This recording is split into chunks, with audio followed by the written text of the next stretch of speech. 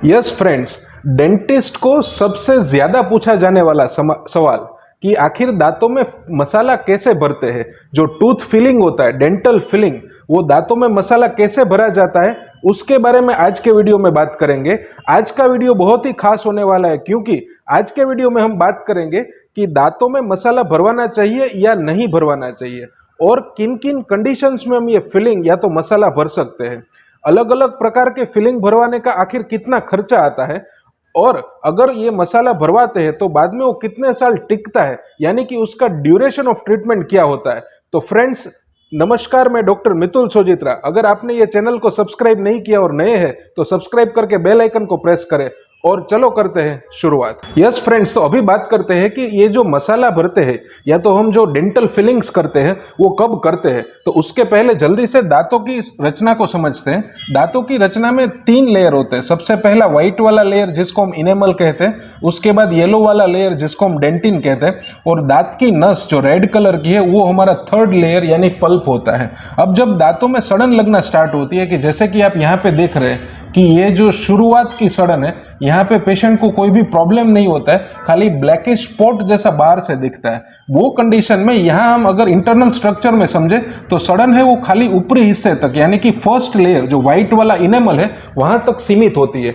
तो ये कंडीशन में पेशेंट को कोई भी पेन नहीं होता है, कोई कुछ भी प्रकार का सेंसिटिविटी का या कुछ भी प्रॉब्लम नहीं होता है, खाली खुराक फंसता है, थोड़ा बहुत खाना फंसने की समस्या रहती है। तो अगर कोई भी पेशेंट हमारे पास ये स्टेज में रिपोर्ट करता है तो वो बहुत ही अच्छा स्टेज माना जाता है दांतों में मसाला भरने के लिए। उसका रीजन ये है कि अगर हम सड़न को इसी स्टेप पे अगर हम सड़न को साफ करके फिलिंग कर देते या तो मसाला भर देते तो वहां से सड़न का आगे फैलना कम हो जाता है या तो बंद हो जाता है। तो उससे फायदा ये होता है कि आगे जाके जब सड़न गहरी चली जाती है नसों तक, और बाद में जो रूट कैनाल ट्रीटमेंट या तो कैपिंग वगैरह जो कॉस्टली ट्रीटमेंट्स करनी पड़ती है वो हम अवॉइड कर सकते हैं। और साथ ही साथ समय पे, यानी कि फर्स्ट लेयर में जब तक सड़न है तब तक अगर कोई भी फिलिंग करवाता है या तो मसाला भरवाता है तो उसके दांतों की लाइफ भी हमको ज्यादा मिलती है जो रूट कैनाल वगैरह हम करते हैं उसके साथ कंपेयर करते हैं। तो यस फ्रेंड्स, दांतों में डेफिनेटली मसाला भरवाने की ट्रीटमेंट अगर आपके डेंटिस्ट ने आपको सजेस्ट की है तो वो करवाना चाहिए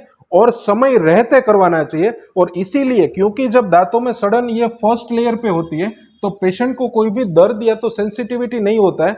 तो इसीलिए हम रेकमेंड करते हैं कि हर 6 महीने या साल भर में एवरी 6 मंथ्स टू 12 मंथ्स लोगों को डेंटल विजिट करनी चाहिए। अब बात करते हैं कि अगर सड़न थोड़ी गहरी, मतलब कि फर्स्ट लेयर से थोड़ा और गहरा सड़न चला जाता है तो धीरे धीरे करके सेंसिटिविटी की, यानी कि झंझनाहट की प्रॉब्लम स्टार्ट होती है। ये केस भी अच्छा होता है फिलिंग करने के लिए, क्योंकि अगर सेकेंड लेयर तक भी सड़न है तब भी हमको रूट कैनाल वगैरह करने की जरूरत नहीं पड़ती। अगर समय रहते फिर भी हम अपने डेंटिस्ट के पास जाते हैं तो हम लोग अपने जो सेकेंड लेयर तक की सड़न है उसमें भी अच्छे से फिलिंग कर सकते हैं। तो ये बात हुई कि हम कौन सी कंडीशन में फिलिंग कर सकते हैं। अब बात करते हैं कि कौन से अलग अलग टाइप के फिलिंग है वो हम अपने डेंटल प्रैक्टिस में यूज करते हैं। तो coming to the oldest and most commonly used filling, जो पुराने जमाने में बहुत ज्यादा प्रमाण में यूज होता था, वो है सिल्वर फिलिंग, या तो उसको हम बोलते हैं सिल्वर अमालगम फिलिंग। ये कैसे दिखता है? तो ऐसे ही वो सिल्वर कलर का, यानी कि जो हम पहले जमाने में बोलते थे कि चांदी भरवाना, तो ये जो सिल्वर फिलिंग है वो चांदी की जैसे ही बिल्कुल अपीयरेंस में दिखता है और कुछ इस प्रकार से जब दांतों पे करते हैं तो दिखता है। अब इसमें होता क्या है, तो सिल्वर फिलिंग करने के लिए हमको पहले दांतों में जो सड़न है वो क्लीन करना पड़ता है अपनी ड्रिलिंग मशीन से। उसके बाद कैविटी को थोड़ा और बड़ा करके उसको शेप देना पड़ता है, क्योंकि ये फिलिंग है उसकी मैकेनिज्म है मैकेनिकल रिटेंशन, यानी कि अगर गड्ढा लंबाई और ब्रेथ में कुछ कैविटेशन टाइप का गड्ढा रहता है तो ही ये फिलिंग टिकता है। तो इसके लिए हमको कैविटी को सड़न साफ करने के बाद और थोड़ा गहरा और चौड़ा करना पड़ता था। लेकिन ये फिलिंग स्ट्रेंथ वाइज काफी अच्छा और काफी सालों तक चलता है। लेकिन उसका डिसएडवांटेज एक ही है कि इसके लिए सड़न साफ करने के बाद दांत को और थोड़ा हमको कैविटी को, गड्ढे को और ज्यादा गहरा करना पड़ता था और शेप देना पड़ता था फिलिंग को एक्सेप्ट करने के लिए। और दूसरा उसका डिसएडवांटेज ये है कि वो काफी सालों चलने के बाद दांत को डिस्कलर करता था, यानी कि दांतों की बॉर्डर्स को और काला करता था। तो ये दो डिसएडवांटेज की वजह से अभी जो लेटेस्ट फिलिंग मटेरियल्स है इसमें हम इसको डिसकंटिन्यू करते हैं। अब बात करते हैं उसके बाद सेकेंड ऑप्शन जो होता है उसको बोलते हैं जीआईसी फिलिंग। अब उसमें जो लास्ट मटेरियल में डिसएडवांटेज था कि वो टूथ कलर्ड का नहीं दिखता, यानी कि दांतों के जैसा नहीं दिखता है, तो इसमें वो एडवांटेज है कि वो थोड़ा दांतों के कलर का दिखता है। लेकिन इसके साथ ये प्रॉब्लम है कि इसका स्ट्रेंथ इतना अच्छा नहीं है, मतलब सिल्वर अमालगम से इसका स्ट्रेंथ थोड़ा कम है। अब और एक इसका डिसएडवांटेज ये है कि ये हर एक शेड में नहीं आता, ये ऐसे प्लास्टिक की पाउडर की बोतल आती है और उसके साथ एक लिक्विड होता है, इसको हम मिक्स करने के बाद ये फिलिंग को तैयार करके दांतों में ऐसे हम भर सकते हैं। अब इसका डिसएडवांटेज ये है कि ये दांतों के जैसे कलर का है, लेकिन ये हर एक शेड में अवेलेबल नहीं है, क्योंकि पेशेंट के दांतों के काफी different different yellowish to whitish shade रहते हैं, तो ये हर एक शेड में हम इसको नहीं भर सकते। और दूसरा इसका डिसएडवांटेज ये कि ये वियरेबल मटेरियल है, इसलिए समय पे ये धीरे धीरे करके घिसते चला जाता है, तो कुछ सालों बाद या तो कुछ समय बाद उसको फिर से रिपीट फिलिंग करवाना पड़ता है। अब बात करते हैं सबसे लेटेस्ट फिलिंग मटेरियल की, जो है कंपोजिट फिलिंग मटेरियल। इसको लाइट क्योर फिलिंग भी बोलते हैं। लाइट क्योर फिलिंग इसलिए बोलते हैं क्योंकि ये मटेरियल को अप्लाई करने के बाद एक लाइट की मदद से हमारे डेंटिस्ट है उसको क्योर करते हैं, तो बाद में वो मटेरियल में सेटिंग रिएक्शन इनिशिएट होकर मटेरियल है वो स्ट्रेंथ पकड़ता है, यानी जम जाता है। इसमें सारे एडवांटेजेस है। सबसे पहले तो ये चांदी के फिलिंग की जगह पे व्हाइट कलर का टूथ कलर का रहता है, तो दांतों के जैसे कलर का है, वो सबसे बड़ा एडवांटेज है।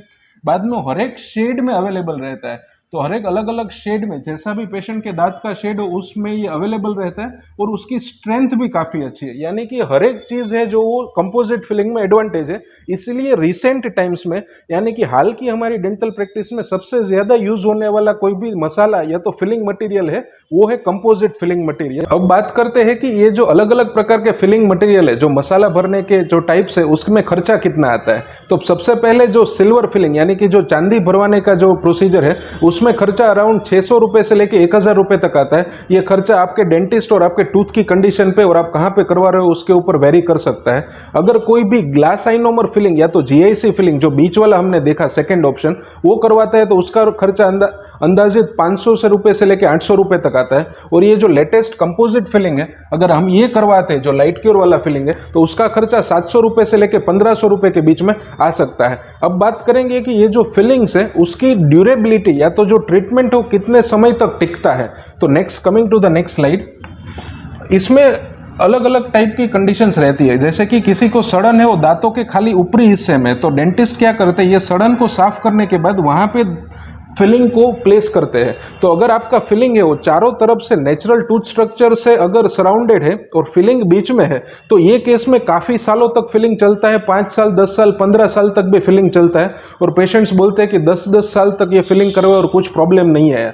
लेकिन अगर आपके दांत की कंडीशन के हिसाब से सड़न है वो दो दांतों के बीच में, जैसे कि आप ये देख सकते हैं यहाँ पे सड़न ऊपर तो है ही, लेकिन दो दांतों के बीच में भी सड़न है, तो ये सड़न को साफ करने के बाद अगर हम डेंटिस्ट फिलिंग करते हैं, तो इसमें कभी कभी ऐसा होता है कि क्योंकि फिलिंग है वो दो दांतों के बीच वाले हिस्से में है, तो अगर ज्यादा प्रेशर आ जाता है खाना चबाने के टाइम पे या तो कुछ भी हार्ड हम च्यू करते हैं, तो फिलिंग है वो कभी कभी डिटैच हो जाता है या तो सेपरेट हो जाता है, ऐसा बन सकता है, और फिलिंग निकल भी सकता है। तो बात करेंगे कि अगर किसी को ऐसे सड़न है जिसमें दो दांतों के बीच वाला या तो साइड वाला पोर्शन इन्वॉल्व है फिलिंग में, तो कभी कभी पेशेंट्स की ये कंप्लेन रहती है कि फिलिंग 2 साल में निकल गया। अगर किसी को ऐसे ज्यादा फिलिंग निकलने की समस्या है तो इसमें और एडवांस्ड ऑप्शन में हम जा सकते हैं, लेकिन इससे पहले मैं आपको बताना चाहूंगा कि ये सड़न जो दो दांत के बीच वाले हिस्से में होती है उसका रीजन है दांतों के बीच में खाना फंसना।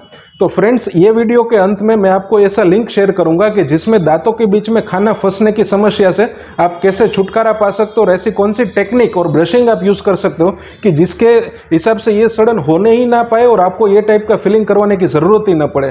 तो फ्रेंड्स, मिलते हैं नेक्स्ट वीडियो में। Thank you so much.